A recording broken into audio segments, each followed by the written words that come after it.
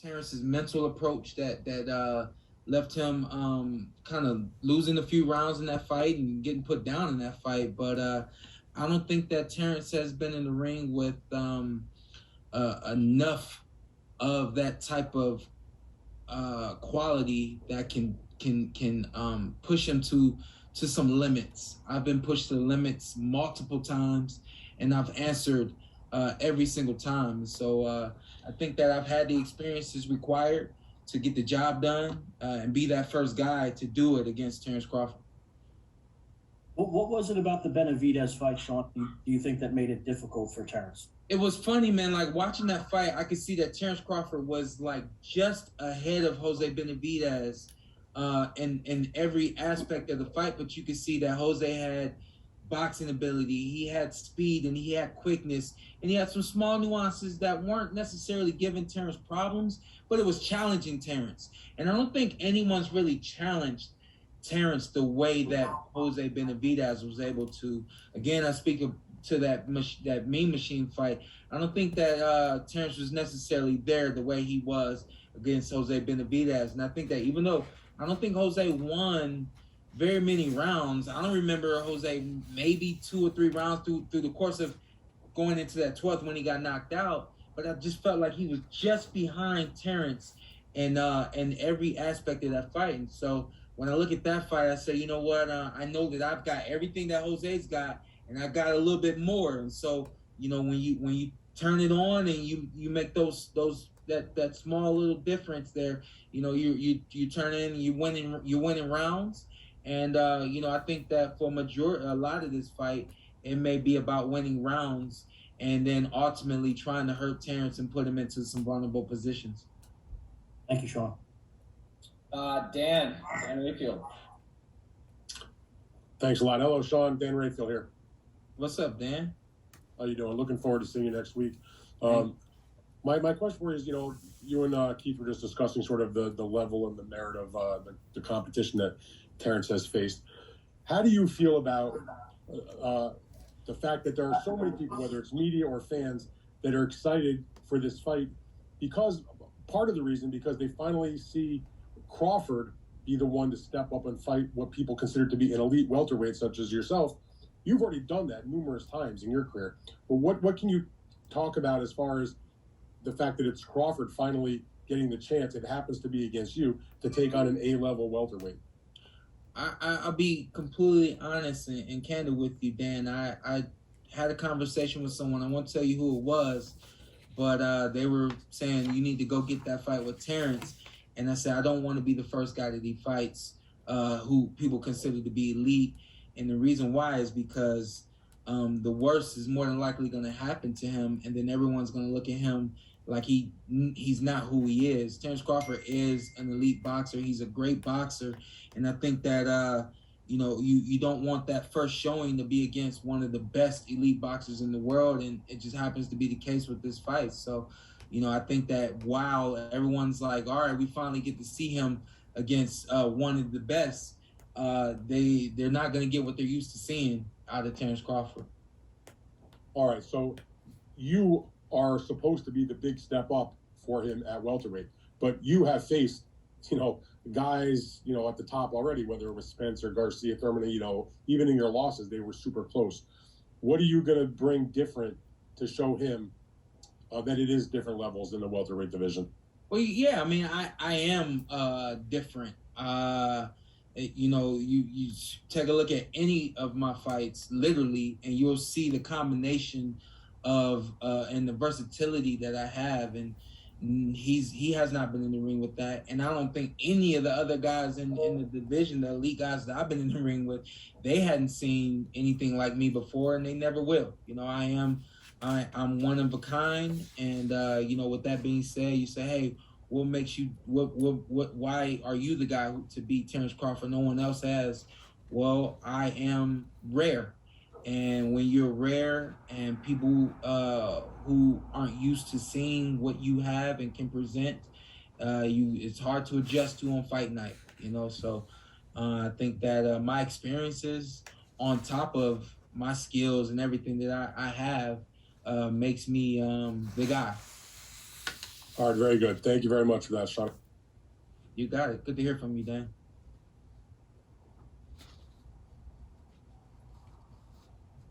TC Martin, you're next. Please go on when ready, sir. Cool. Hey, Shawn. TC. Hey, we know that you are always brimming with confidence. What do you see in Terence that really makes you confident that you're going to go in here and win this fight? I'm gonna say this, and I don't think it's even gonna make a difference, but he's got this rhythm about himself, and he's got, of course, a confidence about himself as well, and that's kind of like where I live. Like I live in disrupting your rhythm. I live in figuring out what makes you uncomfortable, and it's hard to adjust to on fight night, So when I look and I see the way he likes to move, and I start to not allow him to move that way and disrupt things, he's someone who he's an emotional fighter. He's gonna get uncomfortable, and it's gonna start to fester mentally and emotionally, and it's gonna show up in the fight. And finally, talk about fighting in Vegas. I mean, you lived here a long time. You've been wanting to fight here for a long, long time. We've talked about it so many times, but just talk about finally getting that opportunity to fight basically in your second hometown here. I tell you what, I'm glad I'm not fighting in front of that green screen. I'm glad that I'm actually fighting in Las Vegas. Moving here, we wanted to live here, train here, fight here, and we have not been able to do that, man. For this to be the big fight that it is, and for us to be doing it right here at home, it means a lot to me.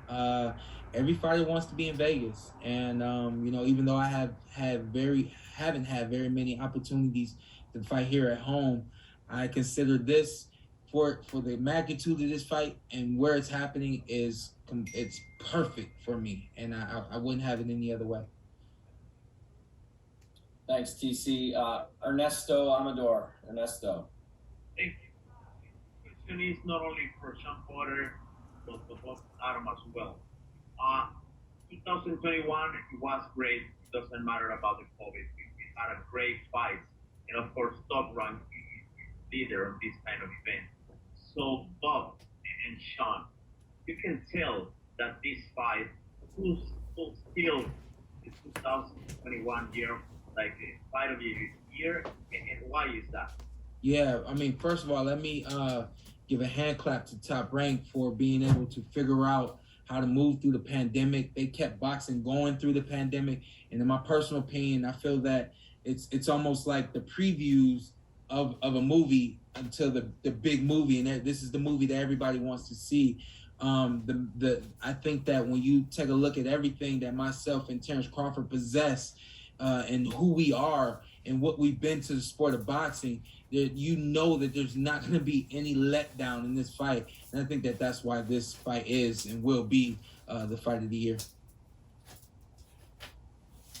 Bob, do you want to chime in there on Ernesto's comments? Review it for me. Yeah, just that, Top Rank did a great job keeping boxing going through the bubble. And now we've got this big fight to look forward to as we sort of come out of things and get back to normal. Yeah, that's certainly the case. I mean, obviously the pandemic was a nightmare for everybody, not just the people in boxing. Thanks to the Nevada Commission, to the MGM, and to our people, we were able to find a way to keep it going during the worst part of the pandemic. And now, maybe as a reward, we have the opportunity to promote what I think is one of the top fights that can be presented to the public. This is a terrific competitive fight. The fans have reacted by grabbing all the tickets. I can't wait to see it because it, as an old guy like myself, it reminds me of when I was a lot younger in the 80s, as I said before, when the great welterweights, Tommy and Ray and Duran were fighting each other. and the eyes of the world were on him. And we're back to that time now on November 20, when these two great fighters will meet. Who wins, who loses, that'll depend on a lot of factors. All right, guys. Shawn's only got a few more minutes with us as we get closer to the 11 o'clock hour. Cole, we're going to go to you. Cole Wisley. Awesome. Thank you, guys, from Boxing World Weekly.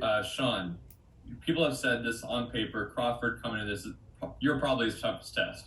Do you think the same for Crawford? Yes.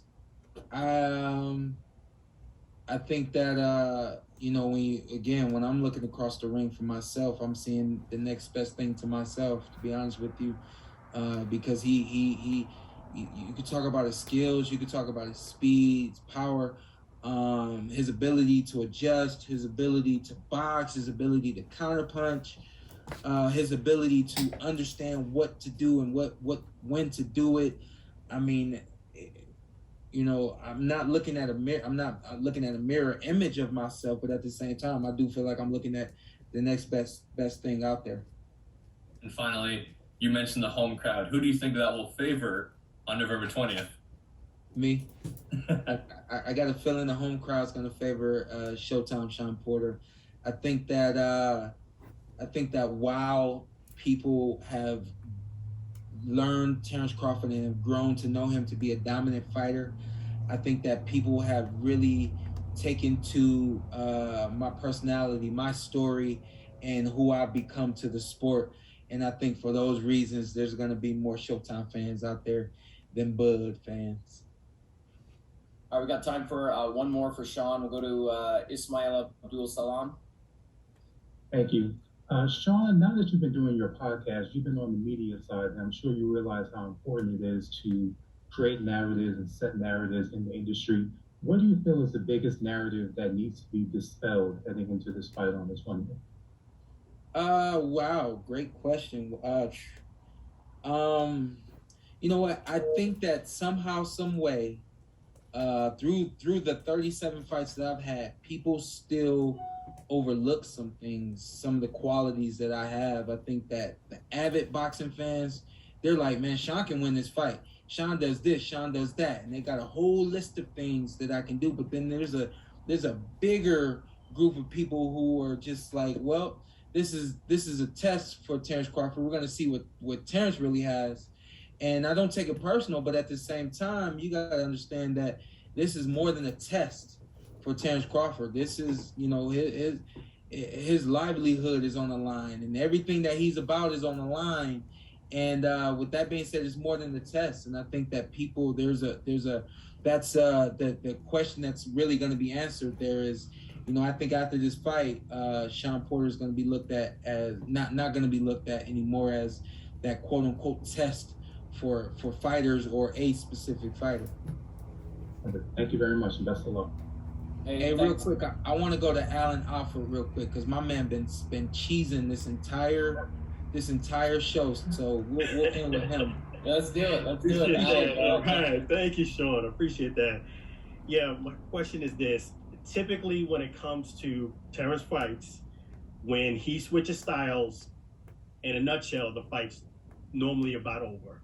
Yeah. How are you going to handle when he switches styles, that in the ring, him going from an orthodox to southpaw, and adjust to that on the wing and be successful? Sure. I got here because of my foundation, and that's a great question, Alan. I got here because of my foundation.